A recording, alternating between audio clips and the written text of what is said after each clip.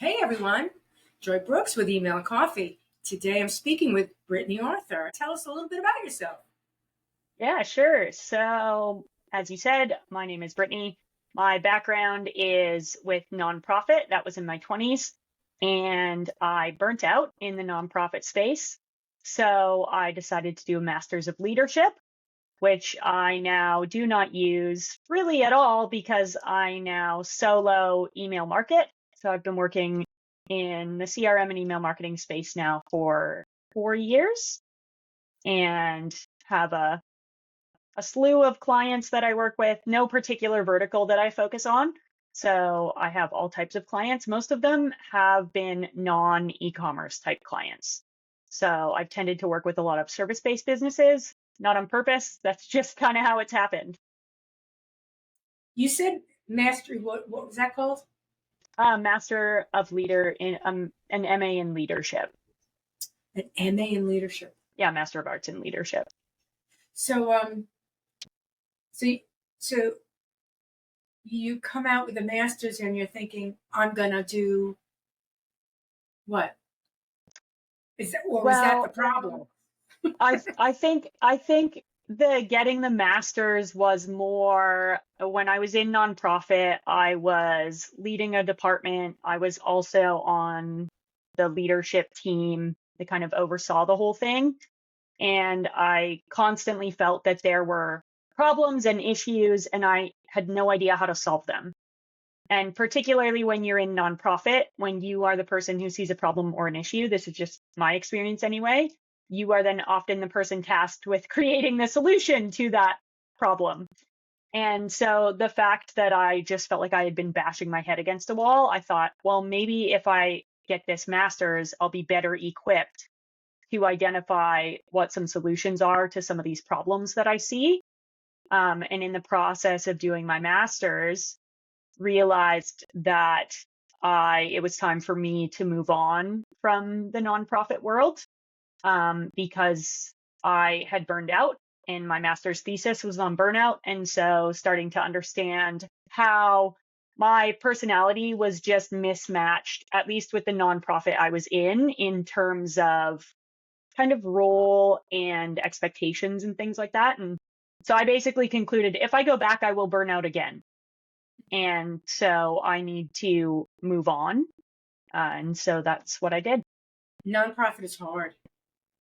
Yeah, nonprofit has some, obviously unique sort of challenges. I was on a call the other day with someone just sort of talking shop, and we were talking about how, if you're in nonprofit, like I was like, if you have nonprofit background experience, companies want someone who can do more with less resources, get someone with nonprofit background. Because you want to talk about doing more with less, that's nonprofit. They're always kind of scrappy, figuring out a way, finding the best way forward with often minimal funding or limited funding. And so I think that's sort of a key strength that people with nonprofit background can often bring. Mm. I worked with the Ford Foundation, and that was just a very odd or very specific type of nonprofit where it's academics. Mm. The group that I was working with were academics. So I was working for an educator who was writing a book. And really all I was doing for this person was answering his phone, um, typing his book, WordPressing his book, because this was in the 80s. So it wasn't computer, it was word processing. So it was word processing his book. And that was it. That was it. And he was an odd fellow, to say the least. I think he was a psychologist, so had no social skills. Just like threw the manuscript on my desk, and off I went to the word processing. Mm. Just odd, and very odd culture in the nonprofit. And then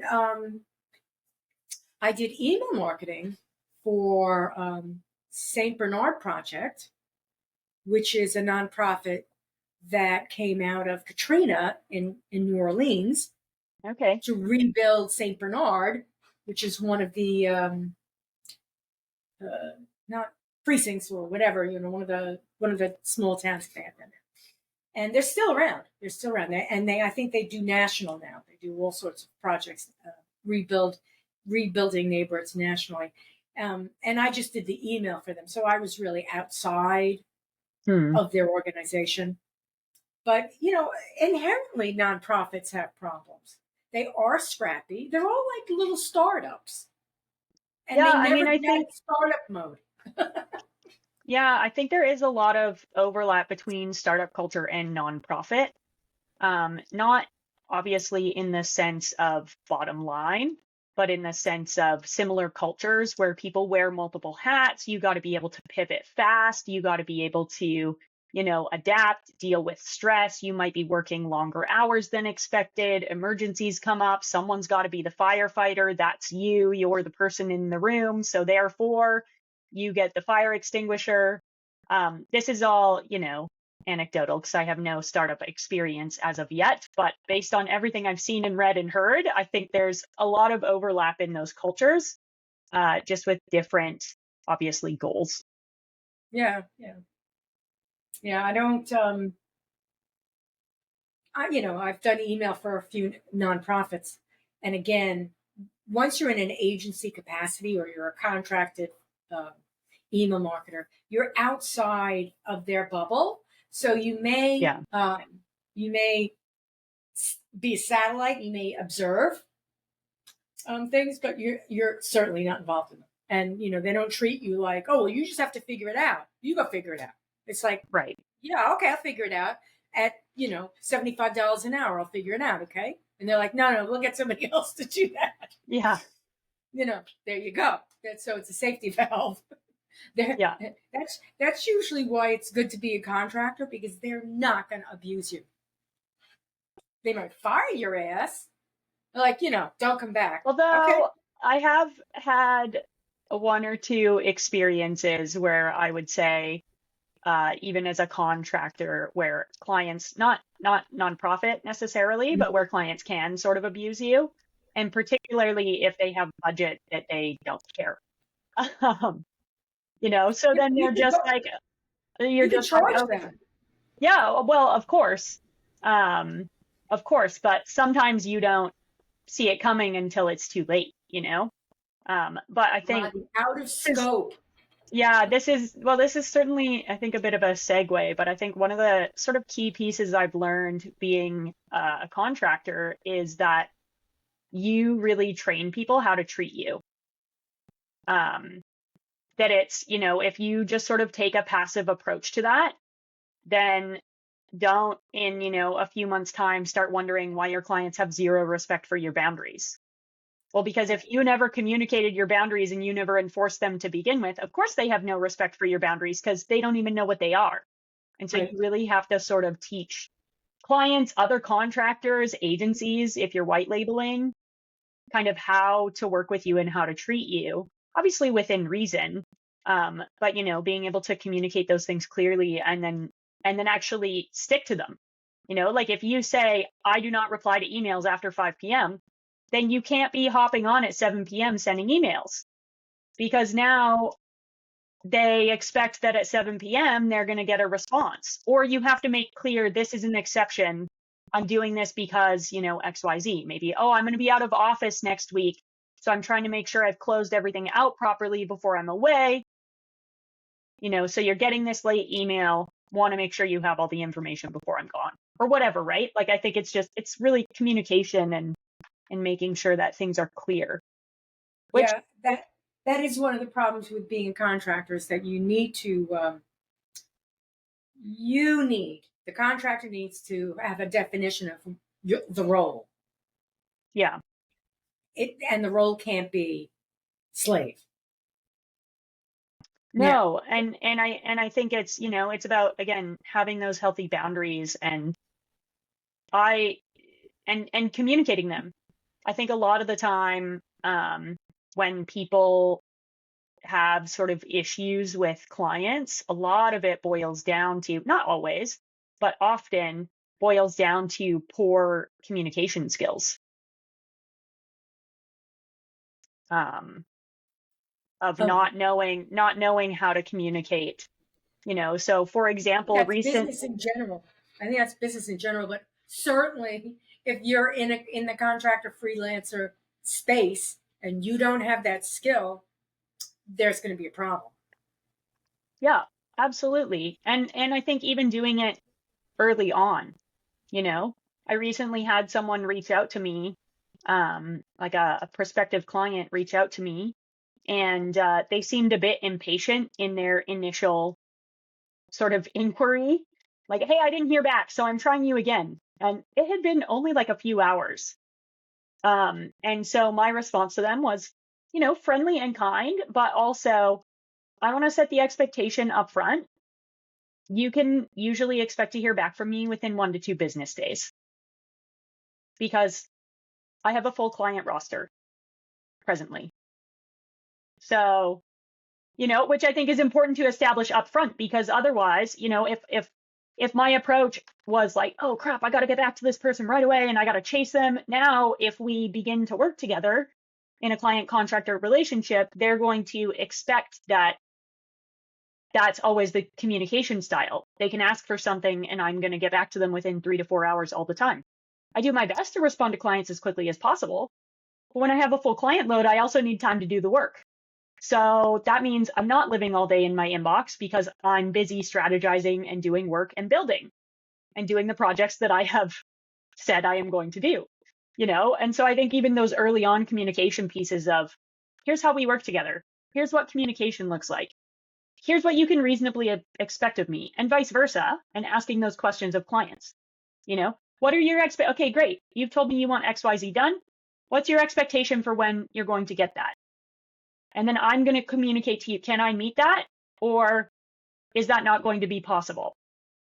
Let me reset the expectation a bit. Here's a reasonable expectation of when this can be done. And I think that it's very important not to yes the client to death, because sometimes you feel like you need to say yes because your competition otherwise is going to grab the job.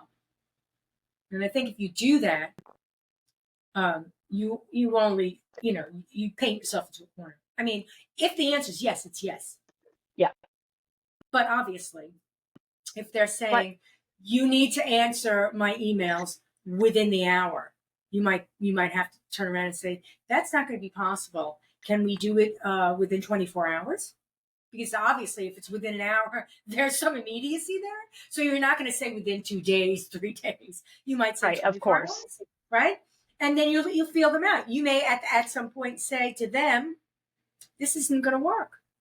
Yeah. Well, or a friend of mine pretty early on in my freelance career gave me some advice, which I quite like, which was he basically said, always say yes, unless it, goes against your kind of morals, values, code of ethics, whatever. Always say yes, and then pick a number that makes it worth your time. So a client wants me to respond within an hour. Great. $100 an hour. Here's what that's going to cost you for me to be essentially on call for you. Because if I'm on call for you, that means I can't do any deep work for any other clients, because when I'm doing deep work, I need to just be focused.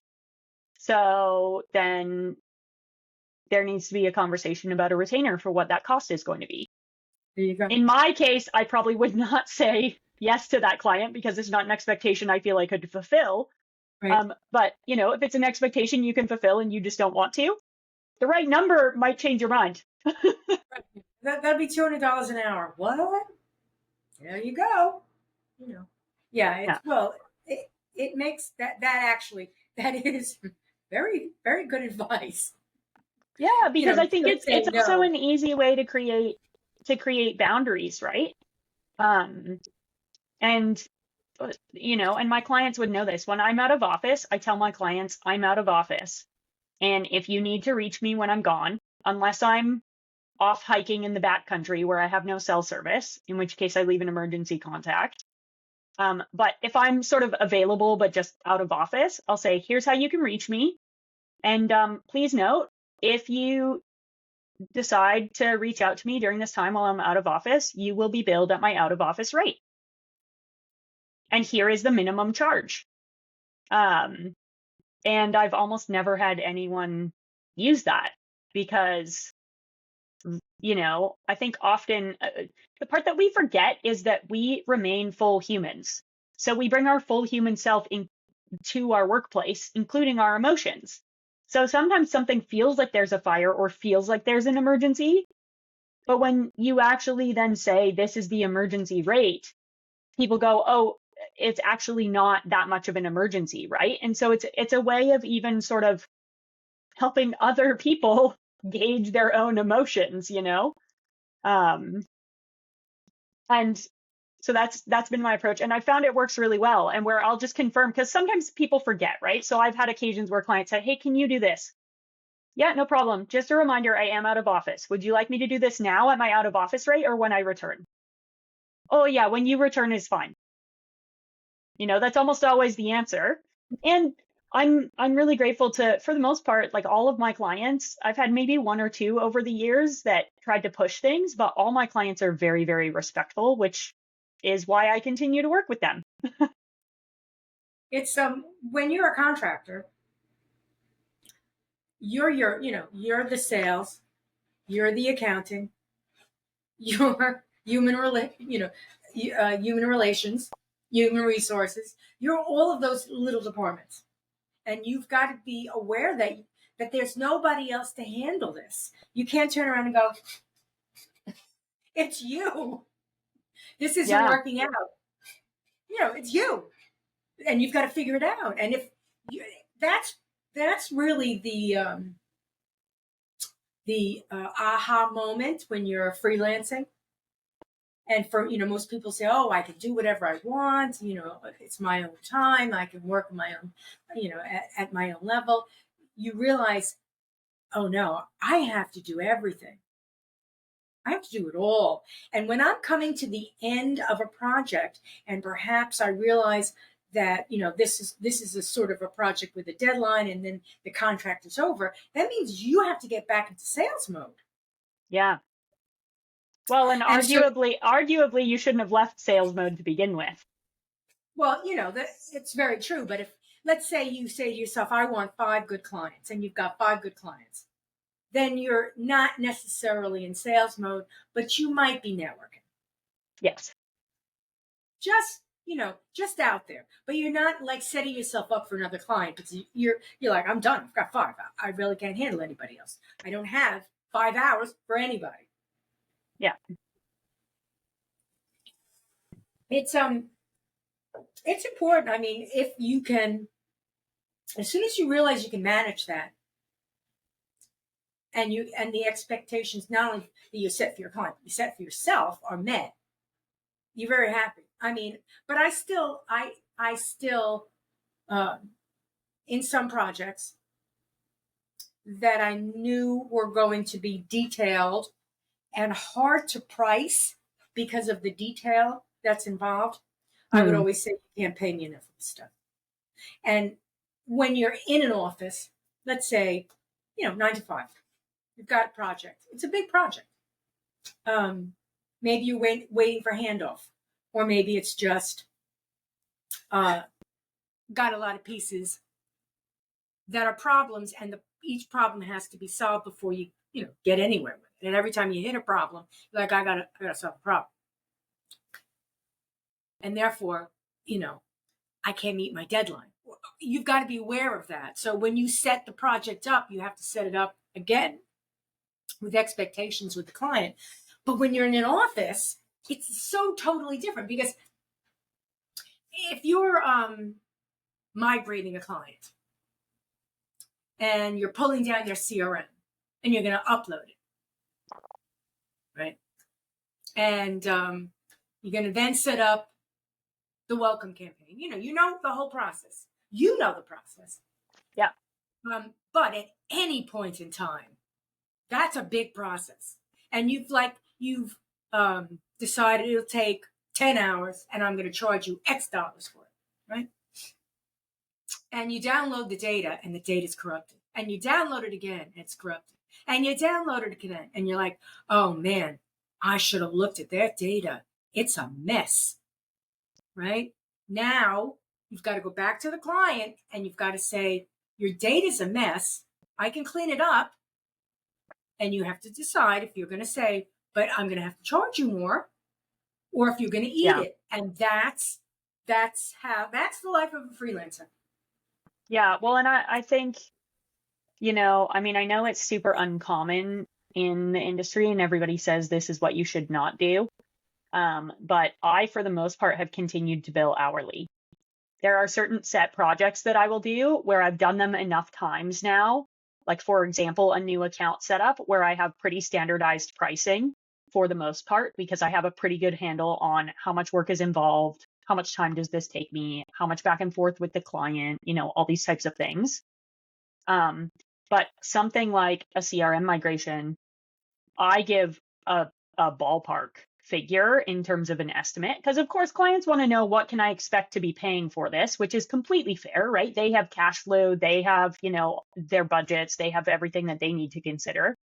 But then I still tend to bill hourly because people don't know what they don't know. So, I can't even tell you the number of times that a client has said something to me like, oh yeah, it'll be easy, it's just XYZ. And then you get in and you're like, nope, it's actually like half the alphabet, but the client just didn't know. And so, you can't, especially I think with a lot of what I do, right? Because I'm doing email marketing, but then I'm also doing CRM setup. I'm doing migrations. I'm doing tech stack integration. I'm doing kind of marketing ops type stuff. And so I personally feel like I don't know how to just set a number to that, because because you're like, you just don't, or even like the tech stack. Okay, well, the tech stack doesn't have a direct integration. So now we have to build out something with a third-party processor like Zapier or Make or N8N or whatever. And, and then there's limitations there. And so now, you will get a working system, but sometimes it's 5 minutes because there's a direct integration and you click the buttons and you put the API keys in and that's it. And other times you're like, it's actually going to take 6 to 8 hours because I have to sort of build you this bespoke connection based on what your business needs are. And at least personally, I don't feel good about billing a client the same thing if it took me 5 minutes or if it took me 8 hours, which, I know I'm in marketing. It's about the value. So I know all those things, but you're like, hey, but it's much more valuable to a client if it's a bespoke solution than if it's a couple clicks to set up the integration, at least in my opinion. Those are the it's just easy parts of email marketing that are not just easy. And and I think they can become so complicated so quickly. And at least for me, I kind of loathe scoping conversations. I feel like they're mostly a waste of time. And again, people want to know the number that they can expect to pay, and that is completely fair. But I think it goes back to what we started this about, which is it's all about communication, right? Clear communication. So I would rather communicate to the client, hey, you asked me to do this thing. I thought it was going to take 2 hours. Once I got in, I found yada, yada, yada, whatever I found. So here are the options. For me to keep it in the 2 hours, here's what I can deliver to you. Or if you want the thing that you told me that you wanted, it's going to take X number of hours to deliver that. And I try to always give the client the choice, right? Like, they have to be in charge of their own decisions. So here's your options. Here are the pros and cons of all of them. And the decision is yours, And so I think only one time have I had a client that was like surprised by an invoice that I sent them. And it was because of a miscommunication. Because as soon as I explained well, it was because of this, this, and this. And like, I thought we had communicated that. They were like, oh my gosh, you're totally right. I, didn't anticipate that all these additional meetings I was asking you to be part of. Of course, that takes up your time. Of course, you're billing for that time. I just didn't think about it, you know? And other than that, I've never had really any issues, I think, because I try to be as transparent as possible. So to circle back, I know that hourly billing is frowned upon, but I found it works really well. I find it works really well. The only thing that I was able to do in some projects was I was able to say, okay, an email takes about an hour. It could really take about 10 minutes. but the communication usually back and forth and maybe doing it again and test, it's about an hour. So, sometimes it'll be an hour and 15 and sometimes it'll be 15 minutes. So it'll make up for itself. So in some cases, I would always say an email takes an hour.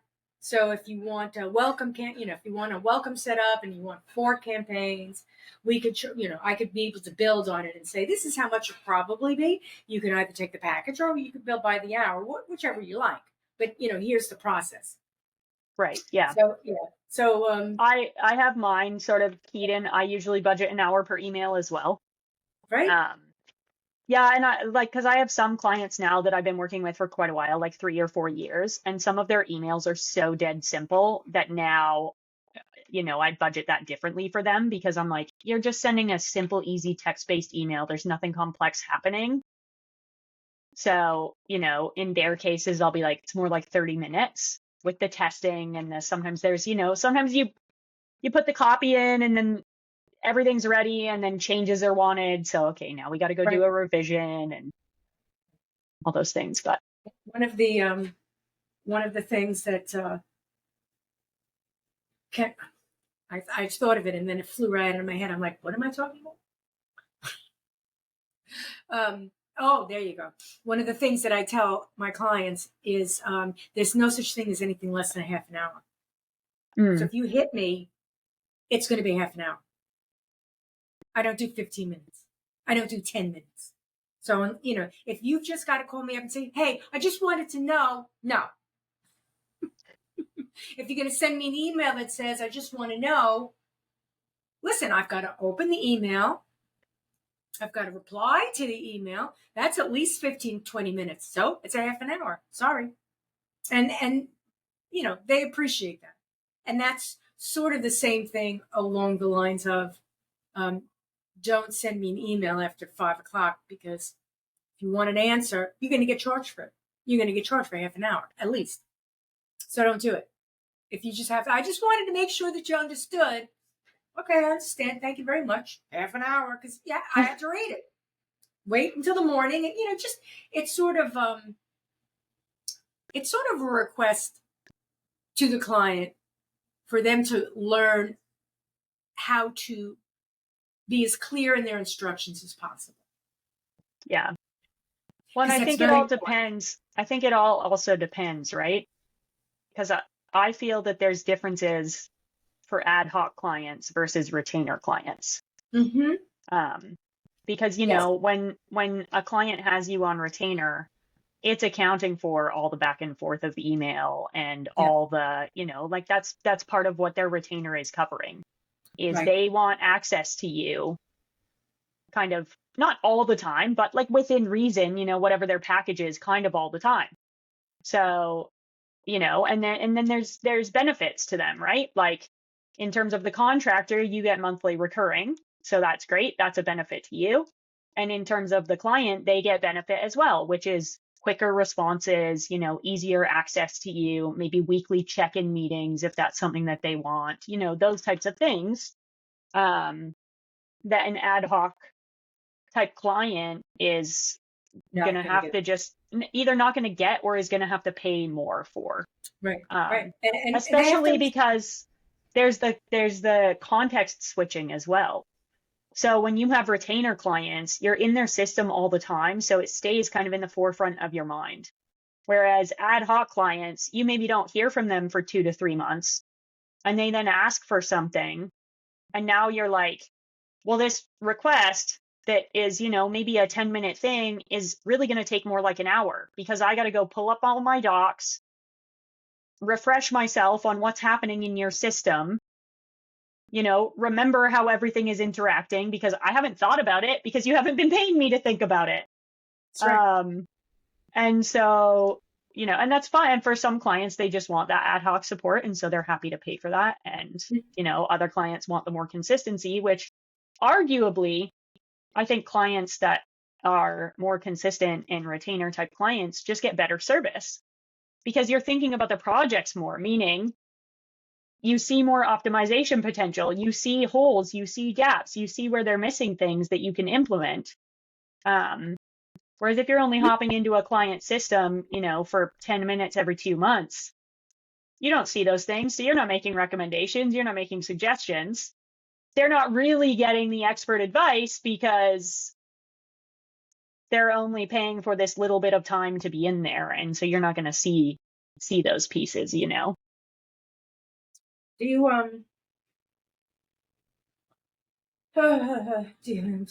again, my phone went off and I was like, what? Phone? Shut up. And I lost my train of thought. I'm so old. Do you find that still not coming to me? Okay. So I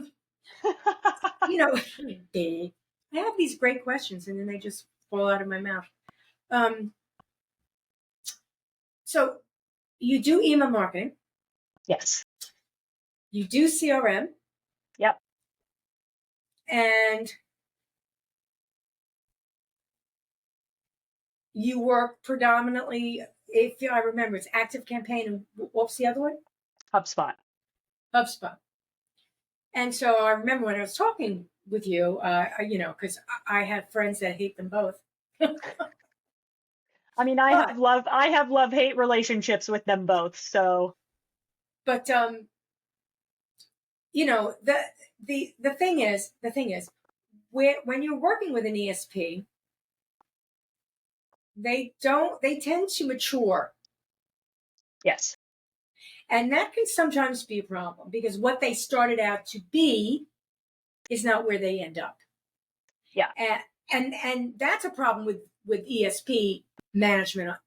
Suddenly they're competing and you're like, why? You had a great niche. You weren't making enough money? Oh, okay. And that's somewhat a problem. So why didn't you just buy another product that's already in that niche? It's sort of like, I'm not saying I love instant constant contact. I'm not saying that. But what I am saying is that there was a certain niche for that. And the niche was, I'm a small business. I didn't have money for email marketing. I just need to send something. Can you make it simple, please? Make it as simple as possible. And in many instances, in the very beginning of time, way back when, I would tell clients, when they asked me, what should I do? I would always say things like, oh, MailChimp or Constant Contact. One of the two. Inexpensive, very easy to use, blah, blah, blah. MailChimp decided it wanted to compete, and MailChimp, Intuit purchased them, and they began to grow. But I think that they recognized their initial audience, and they did the right thing. They didn't just ignore them. Constant Contact is doing the same thing. They're growing, but I don't know if they still have. They purchased Smart Site. They purchased a very a middle market platform. I don't know if they still have it. Smart. I'm not sure. SharpSpring? What's that? No, probably not. SharpSpring? That's like a project management tool. That may whatever. In any case, they purchased a medium, and I was familiar with that project, with that product. And when they purchased it, I was like, that's smart because it was CRM based. Constant Contact is not CRM based. Very simple tool. Right. And that makes sense. So when I look at HubSpot was HubSpot. Hub being the word. So you know immediately what they're doing. They're building an empire. Go for it. Go for it. That's the tool. ActiveCampaign came out to be a sales tool and a sales funnel. And it was Initially. a very, very good sales funnel that came with out of the box, built in automations that like literally would go through your list and turn it around and push it into another automation and turn it around and do all sorts of things so that at the end you knew exactly who your cold people were, your hot people. I mean, it did all of these things out of the box. When was this? This might have been before the time I started working with them. Very beginning. Okay, because I would have characterized it from when I started working with them. I would have categorized them as like a ESP, not a CRM. Not so much. It was an ESP, but all of their automations were geared in such a way that it was sales driven. It was lead management. I mean, it really would take your audience and pluck them out, put them into automations, not sending them anything. Okay. Just checking. Did they do this? Did they do this? Did they do this? Did they do this? And it was all set up to set it up so that at the end of it, you knew if they were hot, warm, or cold, and you could do things with them. And then they came in with the deals and all the other things and all these pretty cool things for sales. So when I would get a client that was just commerce, like we have a product service we're selling, very the end, and they would be in ActiveCampaign, I'd be like, oh my God, I have to figure this out, because they would all be in these wild funnels. And I'd have to be going, what are you doing? And they'd be like, oh, because when they were sold ActiveCampaign, they were sold it on the funnels. Okay. They were sold the whole thing. So ActiveCampaign moved completely. I mean, they still have all these tools and whistles, but bells and whistles, but they moved completely into an ESP. And now they're, attempting to grab the middle market, the big, and the big cheese market. And that's when it gets complicated. Yeah, well, I think even so I started working with them probably around when I started, so about 4 years ago. And even since then, even some of the changes that they've made with their like pricing and things like that it's much more similar now to how HubSpot does their pricing. Whereas at the beginning, it was very simple. It was one suite. You had your monthly payment based on your number of contacts, and you had access to everything. And then now they've sort of split and parceled all those things out.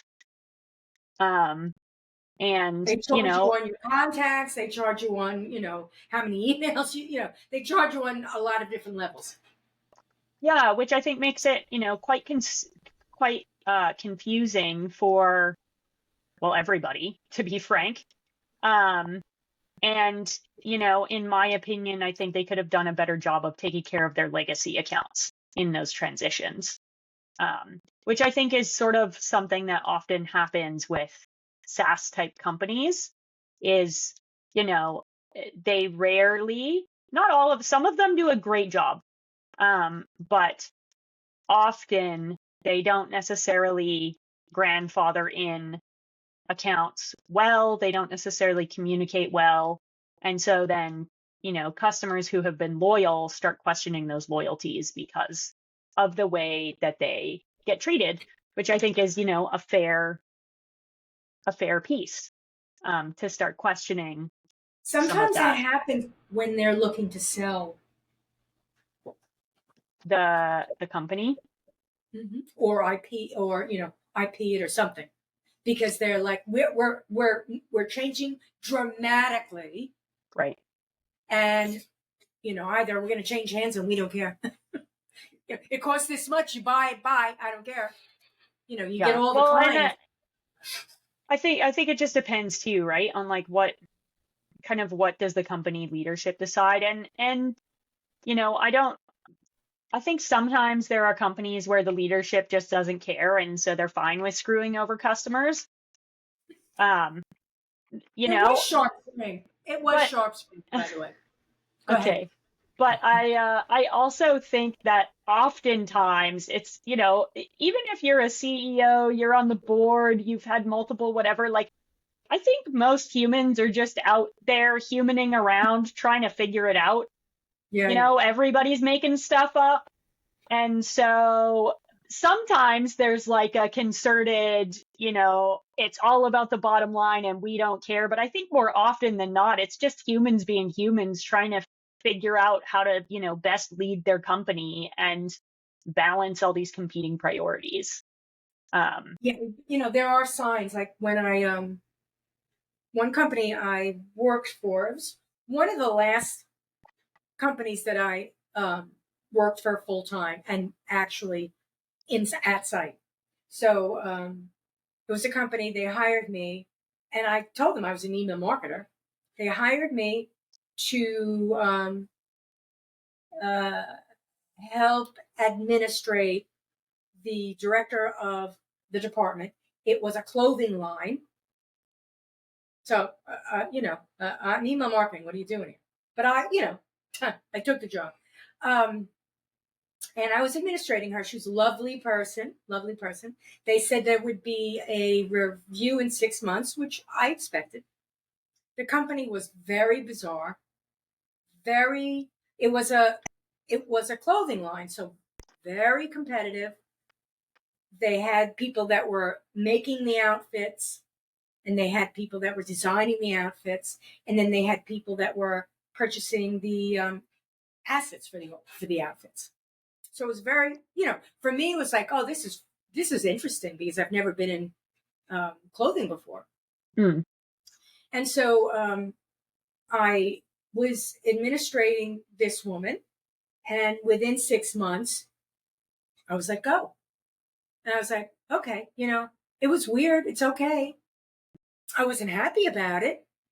Um, within, I was let go Memorial Day.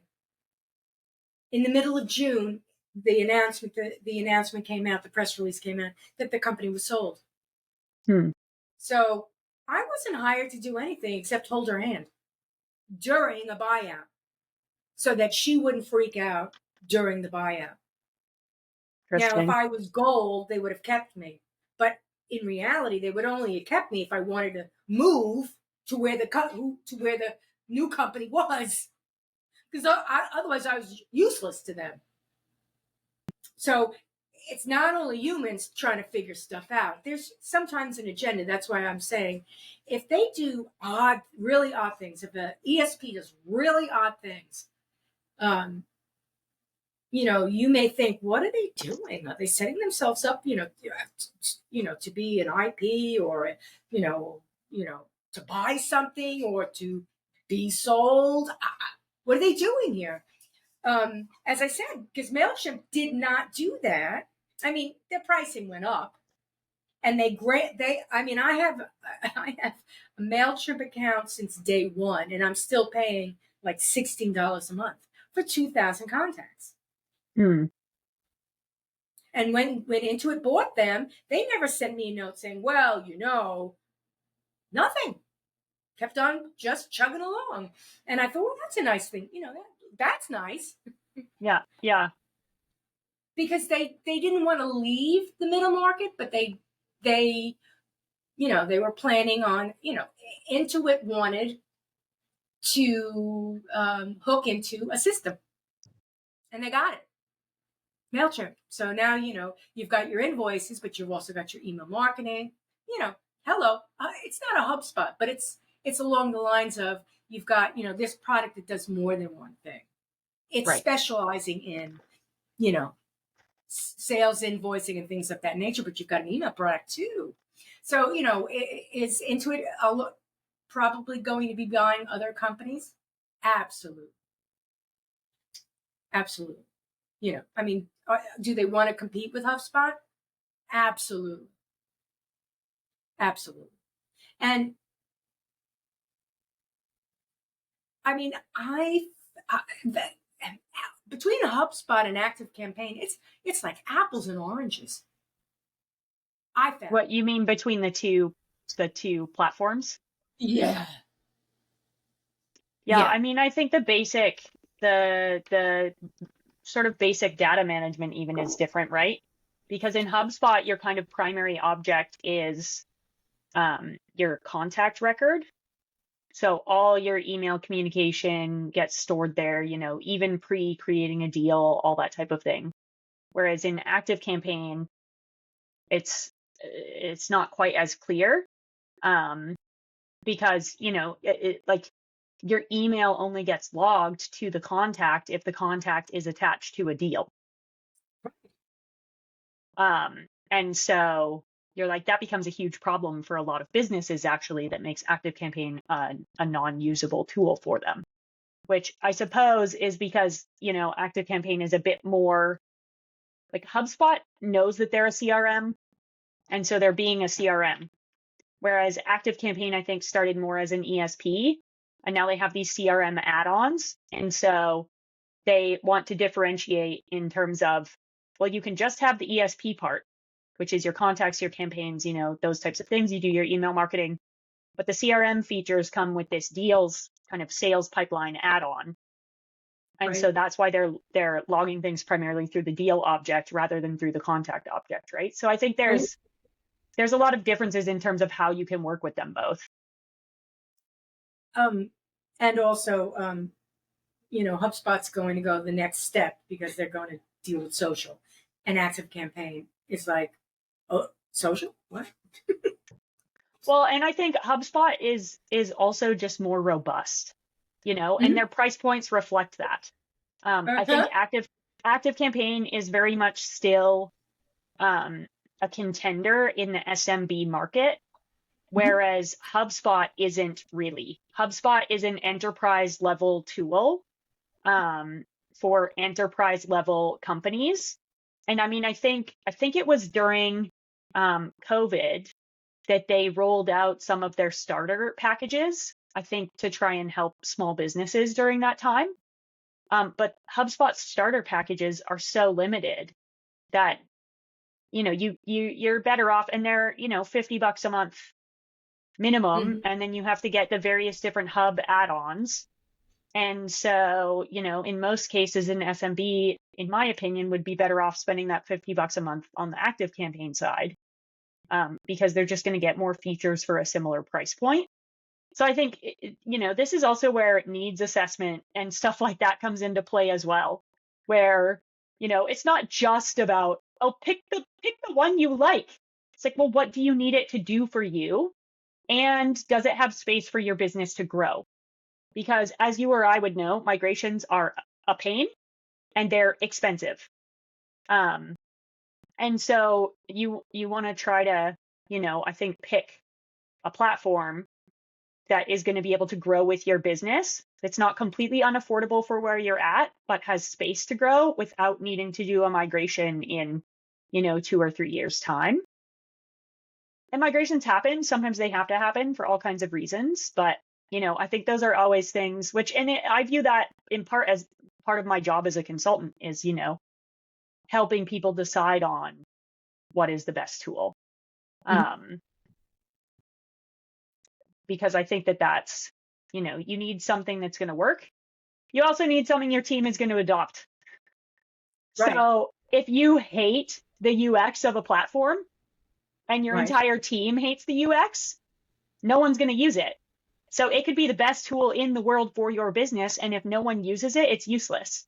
So you have to sort of, evaluate all these competing needs and find the one that fits for your particular use case and team. Right.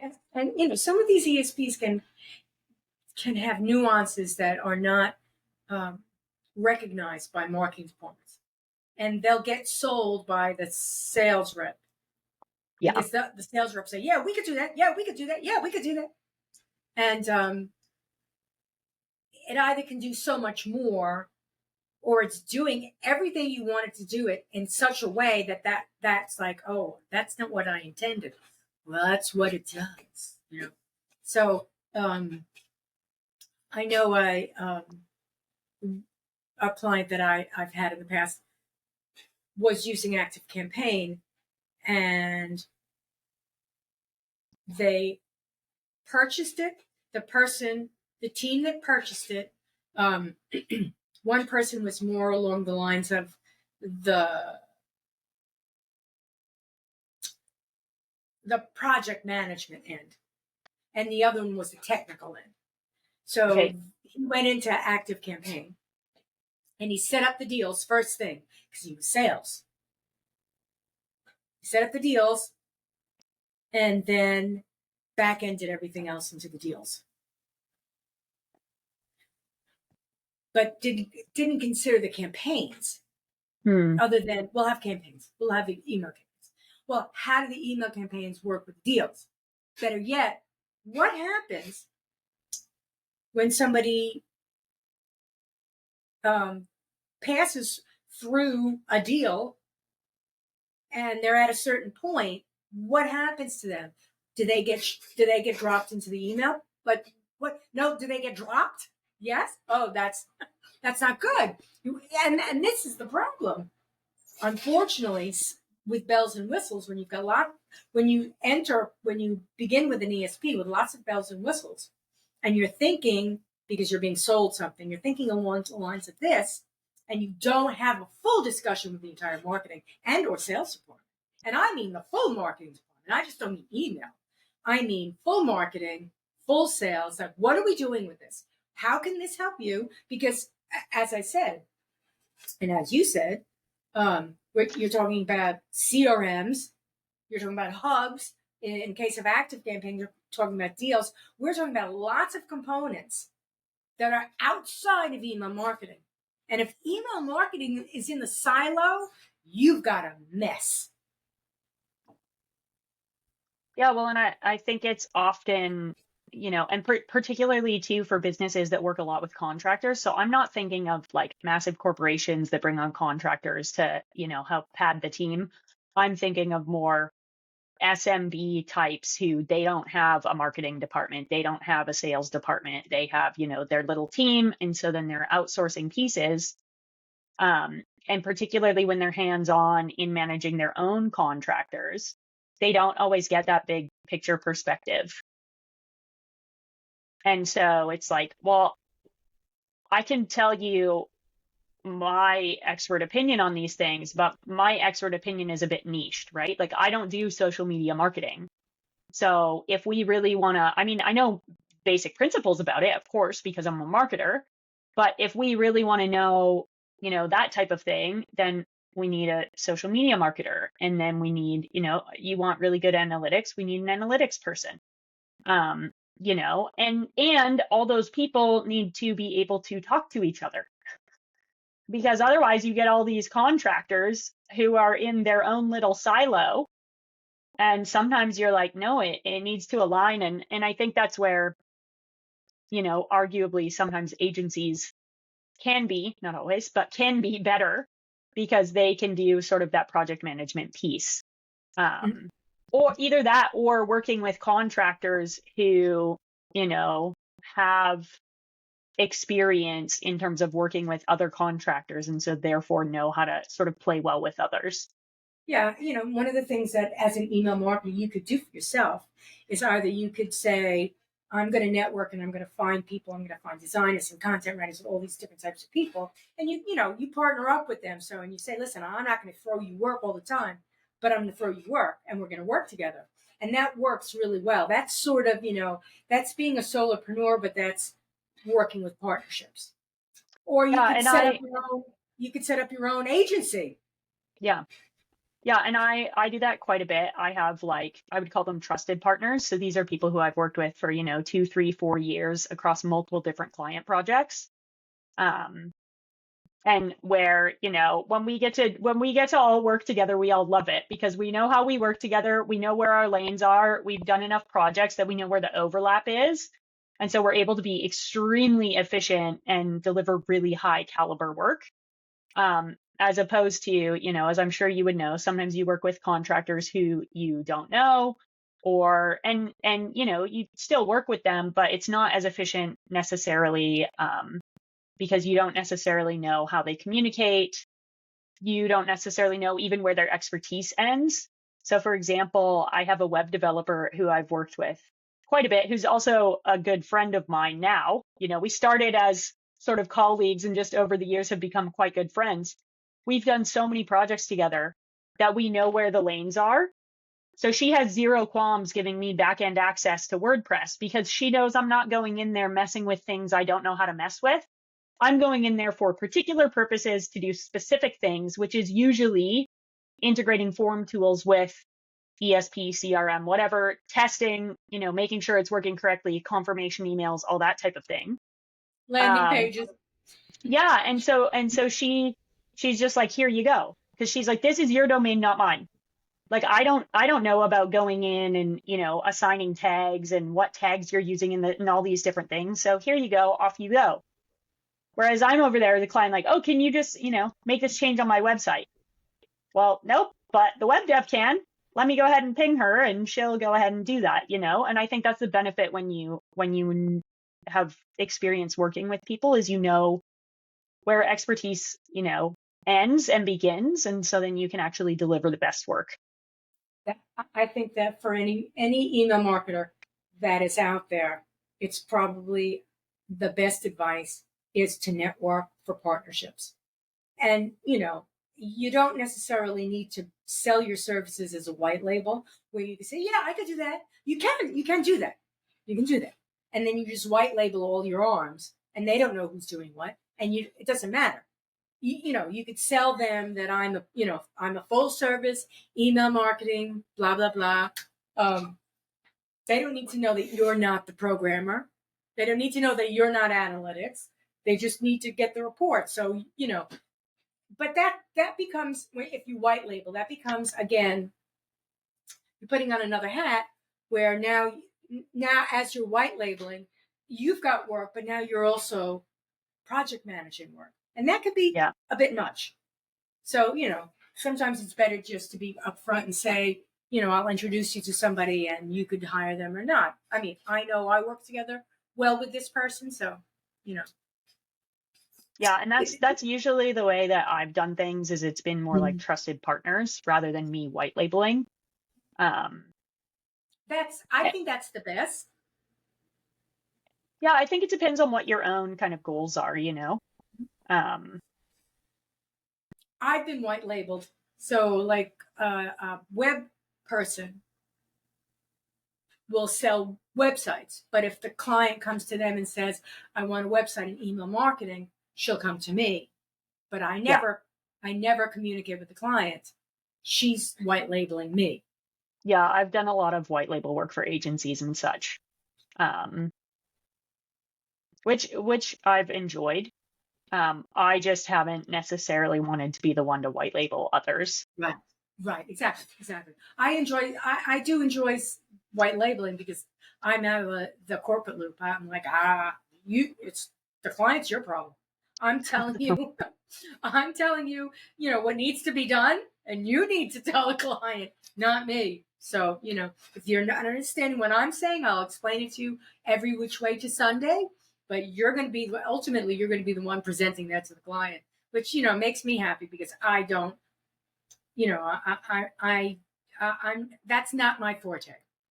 Oh, I love client communications. So even when I've done white label, in some cases I've done white label for agencies where there's such a trusted relationship that I will just communicate directly with the client. Because the agency goes, hey, this is more efficient. Can you just, ask the client? And I'm like, yeah, great. It's more efficient for me. It's more efficient for you. It's more efficient for the client. And I love, love, love client facing stuff. So, these are all the considerations that a freelancer needs to, deal with. Like, what am I doing? How am I doing it? How flexible am I? What are my boundaries? All of these things. And some of that you only figure out through trial and error, right? You try something, then you go, well, that didn't work. Exactly right. Exactly right. I mean, and there are so many instances where even the best communicator can find that freelance work can be difficult. For example,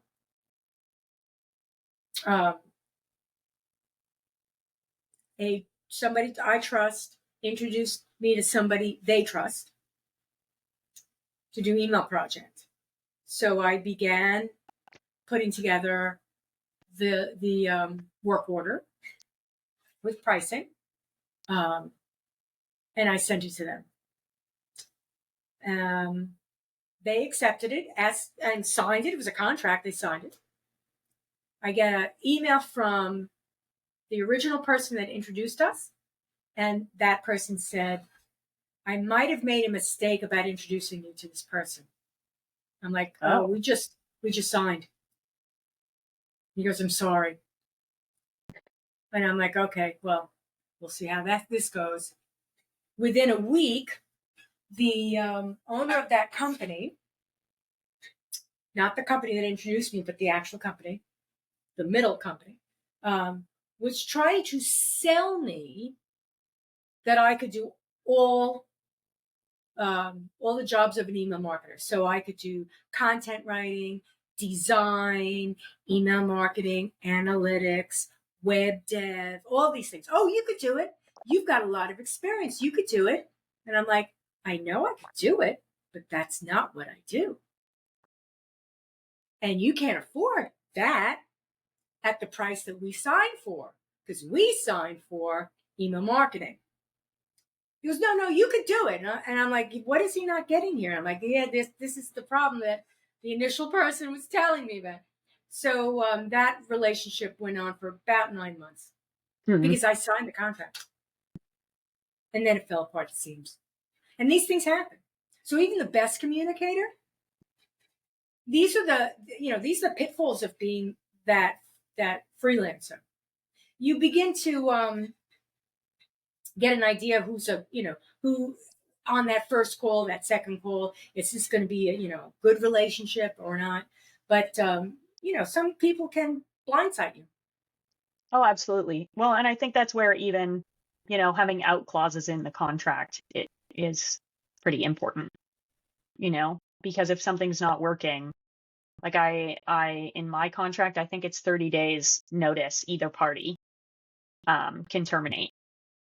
And so, if something really isn't working, it's like, okay, well, here's the 30 days notice. So we'll finish out whatever is, happening in that 30 days time, and then we will wish you all the best. These, and I'm sure you discovered that in the worst way possible. No, that was Good. I've never really had to fire a client actually thus far. At least not overtly. Like I've had some clients where it just was clear that this is not going to be like a thriving working relationship, and so I'll finish out whatever the things are and then sort of say like, hey, we've come to the end of our project, and so all the best. But I've never had to sort of mid anything go, okay, we need to terminate. So crossing my fingers that stays the case. There are all sorts of weird things that happen. I'm just saying, having been in the business so long, so many weird things. I worked for a company for a number of years, and they went into chapter 11, 13, whatever the number is, where they were going to close. Then COVID hit, and the service that they had, it was a food service. So COVID hit, and they were still able to sell food. So guess what happened? They didn't go out of business. They couldn't keep the freezer full of food. So they thrived. And then because they thrived, they actually, and there were some other things that were going on, the business was sold to somebody else. So here I am. I work through, I got the notice we're going to close within, X months, and I'm preparing to end the contract. Then, oh, can you stay on because we're doing so well in COVID? And I'm like, okay, so I stay on. And then, oh, we're going to sell, but we still need you. And I'm like, okay, I'll stay on. And then everything's the common threads began to shrivel and fray all over the place. Oh, we're hiring a marketing agency. And I'm like, okay, then you don't need me. No, we want you to stay on. And I'm like, I am a marketing. What? You hired a marketing agency for me? I don't know. So, at that point, I stayed on because I didn't know how to get out of the relationship. I really didn't know what they wanted from me, and they were willing to pay me. And I had been with them at that point for like 5 years. So I was like, okay, I'm taking your lead here. And the communication was just bizarre. And that's when I was like, I can't leave fast enough. Do you want me to leave? And I finally had to have that conversation. I'm like, this is it, right? They're like, well, if you think so. I'm like, yeah, I think you've got a marketing agency. They're doing all these things. And I'm telling you, I wouldn't do it that way, but you're doing it that way. So do it that way. What do you need me to say no to? And in the case, these just so many bizarre things happen. As a freelancer, I've had so many bizarre things happen. You just have to be able to be flexible and not burn bridges.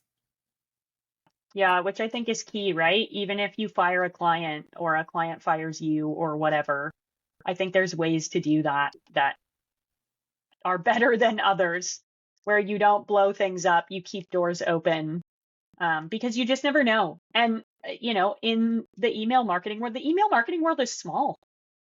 It is. Like everybody knows everybody. And, if you were crappy, people are going to know about it. I'd say I have probably I would love to know, like be a fly in the wall. I probably have an interesting review or, recommendation or whatever, because people have loved me to death, but I think that they realize that I'm a personality, which I don't mind because I am. There are other people that are just, there are people in life that you meet that you say to yourself, they are so nice. How is it that they are so nice? They always say the right thing. And they look so sweet. And I'm like, how do people what kind of genes do they have? Because I am not like that. And, that's really been it. I'm easy to work with, but I have my own opinions. I definitely have opinions. And I'm going to tell people, and if people can appreciate that, then I'm a great person to work with. But if you just want me to say yes to everything, that's not happening. And it's, if I had 10 more years in my career, one of the things that I have learned is how to say no by appearing to say yes. Interesting. Okay. As in, yes, I would love to do that for XX dollars. That's right. Exactly. That's exactly right. Yes, sure. That's definitely a solution. And I can see that, how much time, what's your deadline? Oh, okay. Well, and then you package it out for them and you're like, this is how much. Or, if they want it done immediately, then you basically say, it's a very hard thing to do, but you say, yes, I could do it. And, you stick, it's either a price sticker you put on it, or you have to get them to understand, I'll need your support. So who's going to be available to work with me on this at 9:00 at night? Whatever it is, whatever it is. And, they usually, the thing is,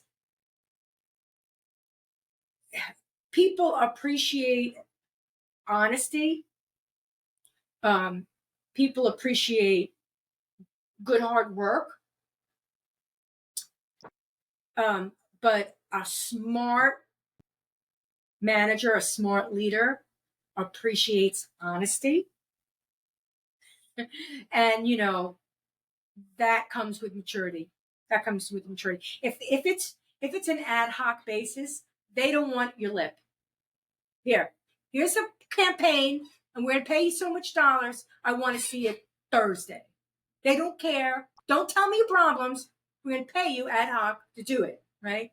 If you got a retainer, they're probably wanting you to turn around and say, okay, I could definitely do this Thursday, but can we think it through before we, just say yes? Let's think this through.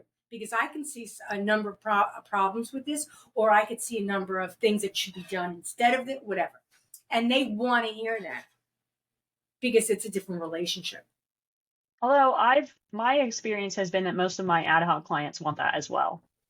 But that could also be just the clients that I end up working with, because I'm pretty candid, and I I have often been known to say, well, the way I figure it is you are paying me to be the expert in the room. So here is my expert opinion. You do with that what you will. If you decide you don't want to listen, it is your business. You absolutely do not have to listen. You are in charge of your business. But you have paid me to be the expert. Therefore, I would not be doing my job if I don't give you my expert opinion, even if it disagrees with what you want. Mm-hmm. Decision is still yours, right? Because I think it's all about, empowering people, and that, honesty and kindness can go hand in hand, and even down to that boundaries, right? Like the boundary being, I'm not employed by your company. I cannot make decisions on behalf of your company. I can give you all of my recommendations, but you have to make a decision with those things. And that decision might be that you don't want to listen. And candidly, I'm a human. I could be wrong. You could be right and I could be wrong. Right. And so you have to be able to own that decision, because if it ends up being wrong, you're the one that made it. And my advice might have been wrong. And if my advice is wrong, I will own that part of it, because that is my part to own. Well, the thing is that's part of learning business, learning about different businesses while you're in email marketing. So, insurance versus shoes versus nonprofit. All these different options, different niches, and the options that might work in one, like insurance, cold emails would not work in shoes. You're not sending anybody cold emails about your shoes.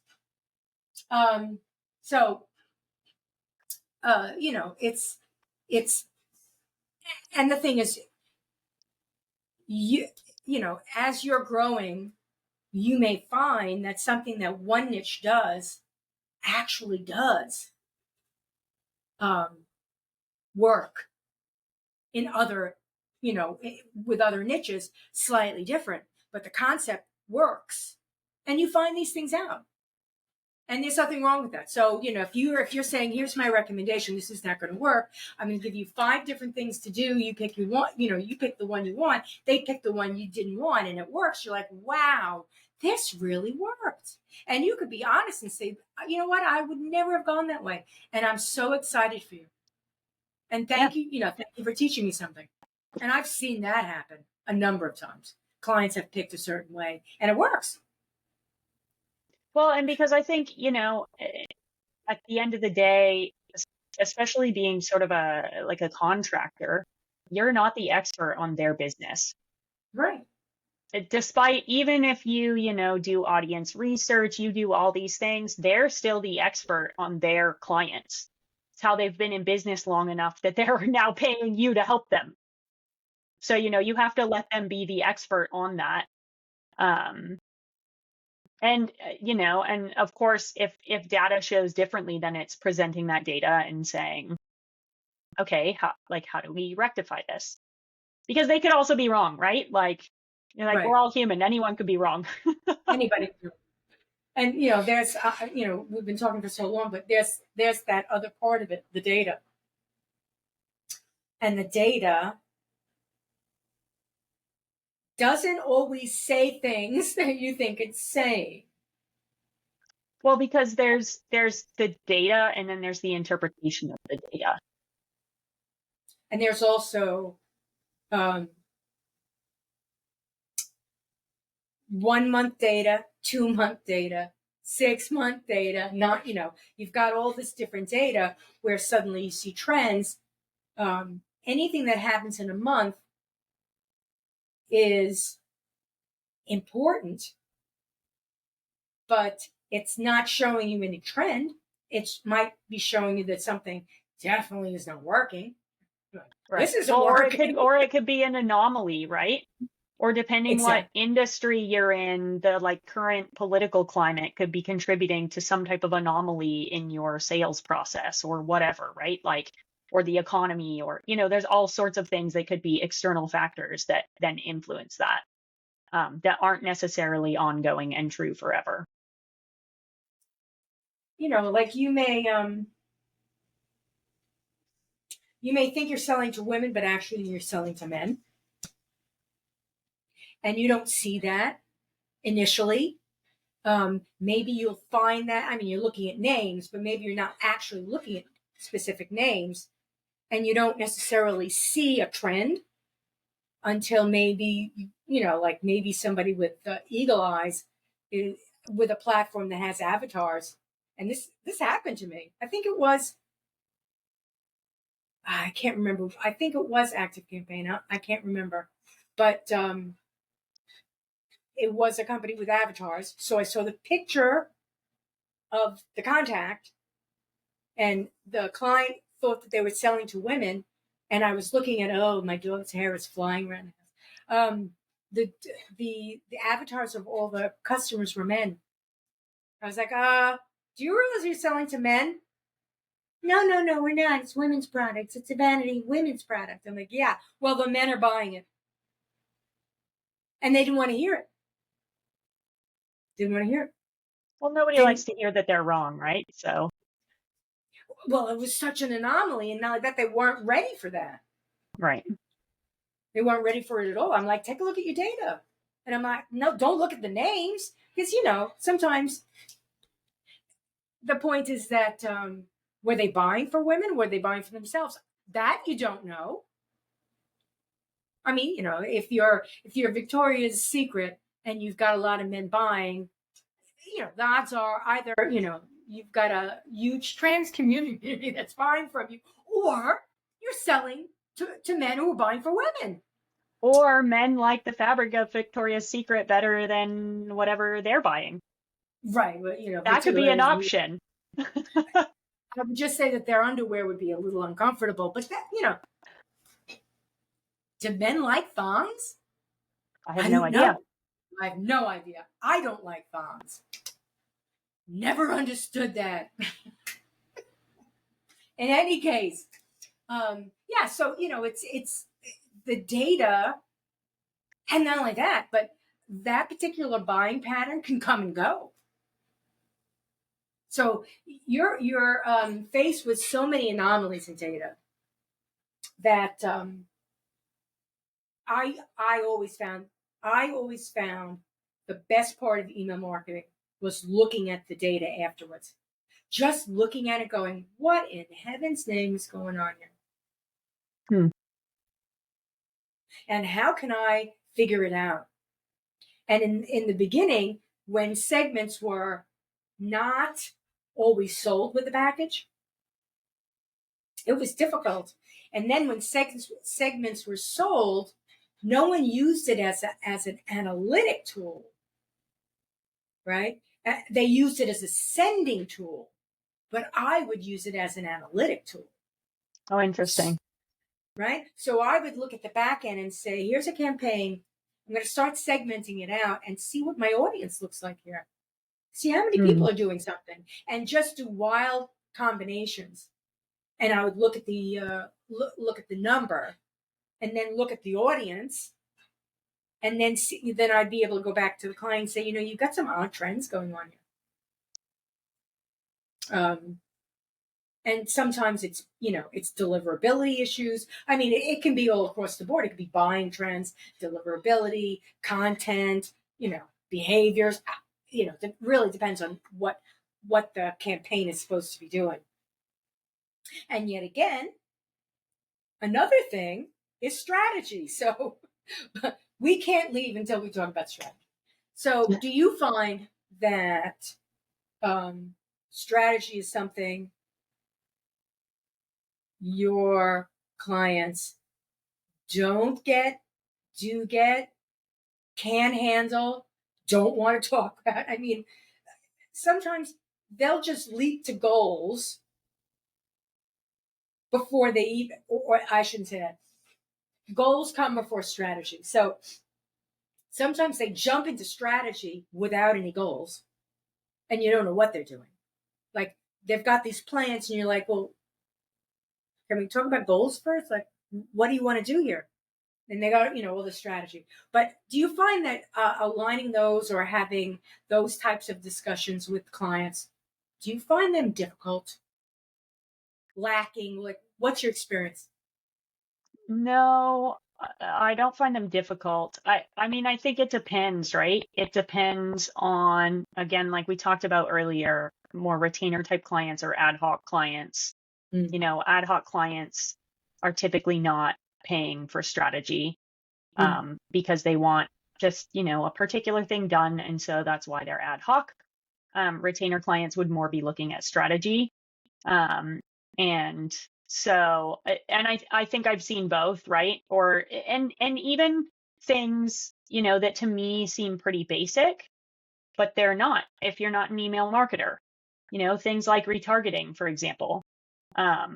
That's not necessarily a basic if you are not an email marketer or if you are not a marketer. You don't necessarily think about, oh, maybe we should, follow up if somebody has clicked on this link and not converted, or whatever, So I think it depends on the client. It depends on what they want. But I think all of my clients have been, for the most part, quite happy when I've recommended strategies. And there have been times too where I've said time out.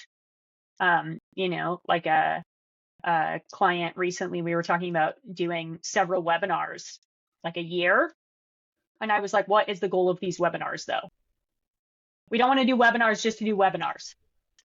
So is our goal awareness? Is our goal exposure? Is our goal eyeballs? Is our goal creating evergreen content that we can turn into a lead generator? Or is our goal selling something? Are we looking for people to convert? Like what are we trying to accomplish with this webinar instead of just, oh, we're going to do webinars. Okay, great. But for what?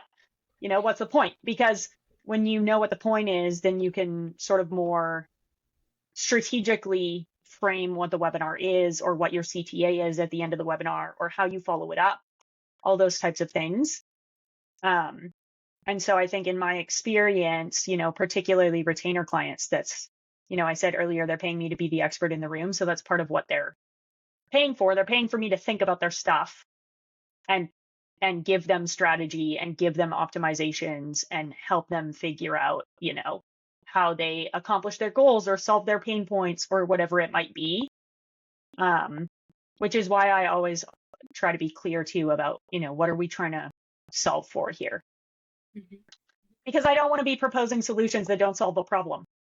Right. Well, because my accountant told me that I should be doing webinars. Okay, that's not a strategy. I don't know what the goal is. The goal is to make your accountant happy. No, we're not doing that. I remember there was one time when I made a proposal. I said, listen, I'm not telling you to do this, but because you're looking to convert, I said, let's back engineer something. And they're like totally lost as soon as I said that. And they're like, what do you mean? I'm like, okay, so you've got a link. Let's back engineer something. Got a link. That link is strategic. If they click that link, that means something. It means the dog wants to go out. It means that, that they're interested in a product. It means that, whatever it is, it means something very specific. So that if they click this link, you know exactly how to follow up. You know what salesperson needs to phone them, whatever it is. You know what I'm saying? So, and they're looking at me going, we don't understand what you're saying. And I'm like, is this too complicated for people? Because what I'm saying is you back engineer a campaign where you start with the link and the content is pushing everybody to the link. Anybody who's not interested in clicking that link is not the lead in this particular campaign. And anybody who is wants this particular service. So at the end of the campaign, you're not wondering, well, we made this, we said you could do this, or you could do this, you could buy this, you could buy that, where you know nothing, where anyone who clicks this link is going to get a very specific follow-up. Hmm. Go ahead. I think there's even something to be said, your sort of sidebar comment there about, is this too complicated? Because I think, or something I always try to do is I think about, my nephew who's 12 years old. I'm like, would my nephew understand what I am saying? No, nobody understands me. But that's always my goal. And obviously, there's some like maybe limitations there in terms of business acumen or whatnot. But for the most part, it's like, am I communicating this in such a way that, someone who doesn't live in marketing land and doesn't think about this all day long, that they understand what I'm saying? Because I think that that's even often, you almost need translators in some cases. And so I try to never need a translator. I want to be the translator. I just find that some strategies are complicated. Like if I'm presented with, this is what we're trying to do. So the goal, this is what we're trying to do. And I'm like, okay, let me think about it. And then I come back with some solutions. And that was one of the solutions I came back with, because they were trying to be very specific. They wanted to create the deals, right? So they want to be very specific. So I said, well, then, don't open-end it. Be very specific in the content. You'll find out. Now you can send it to a lot of people, and you can literally go through a list where, maybe there's 5,000 people in the list, and you've only got 10 leads. Very simple. You've really just done a lot of work. So now you've got 10 leads. Either you can now create a follow-up email and further cull that list, or you could have your salesperson make the phone calls. That's what email marketing is doing. And it was because this group had a sales group. And I said, this is how you can, this is a test. This is how you can find out if you can actually directly funnel it into sales, so that your sales department doesn't say, well, what the hell is marketing doing anyway? Because in many cases, marketing is supposed to be a service to sales, but marketing tends to do all these odd things, and sales never gets involved. They never find out, well, who's my lead? Oh, we don't know yet. We'll let you know. So, it's 6 months. We'll let you know in 6 months, because they're still cold. But, you generate a particular campaign that does something very specific, sending it to sales. My point being is that even though, in some cases, they'll say that they want sales-generated marketing, there's a disconnect between sales and marketing, where anything that marketing does is no good to sales. Oh, no, that's not good. We have to do it. We'll have a conference. We'll invite people. Our salespeople will talk to the people, and then we'll create our own leads. They don't want to do it, email marketing. They don't get it, and they don't want it. And that's why that was the problem is that they were having a disconnect between sales. And I said, here's a tool. This is how you could find out if you could do something for sales. But sales didn't want to get involved. They didn't want to do it because email marketing was doing it. So I'm like, okay, I tried. I really tried. And those types of weird strategies, I used to be pretty good at. I mean, I used to be able to completely think out of the box. And I could backward engineer something from a list. Like, give me the list and I'll tell you the campaigns. And people are like, what? That's not how we work. I'm like, that's how I work. Give me the list. Let me take a look at some stats. I'll tell you what campaigns will work. So, and there's all different ways of doing it. I mean, really, that is sort of why I loved email marketing so much, was because for me, there was a lot of meat on those bones. And it was a lot of fun. And I liked CRM. Like, give me the list. I'll tell you what you could do. So, tell me, and tell the audience, where can people find you, and anything pertinent about how people can find you? Yeah, so people can find me either through my website, snapsystems.ca, or LinkedIn is the best place to connect social wise. So my name is Brittni Arthur, spelt a little uniquely, Brittni.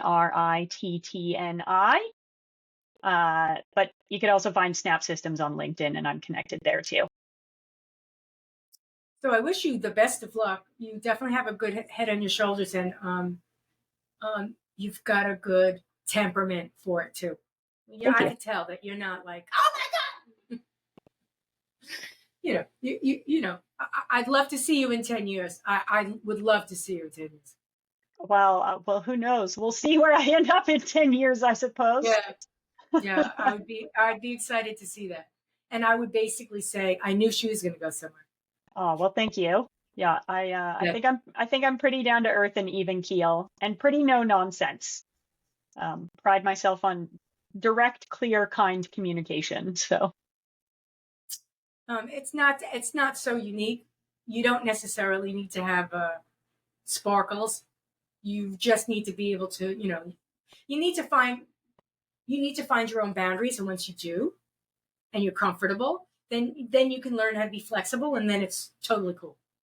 Yeah, totally cool. And you don't always come into your own quickly. So, that saying that is not as easy as it sounds. And if you're in corporate, sometimes you don't get to feel that, because you're constantly, it's the carrot that you're constantly running after.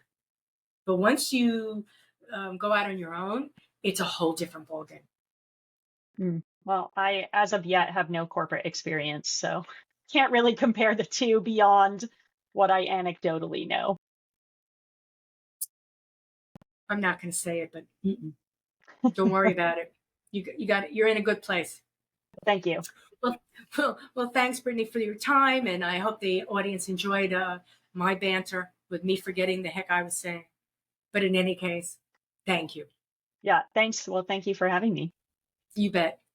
And that's a wrap. And stop.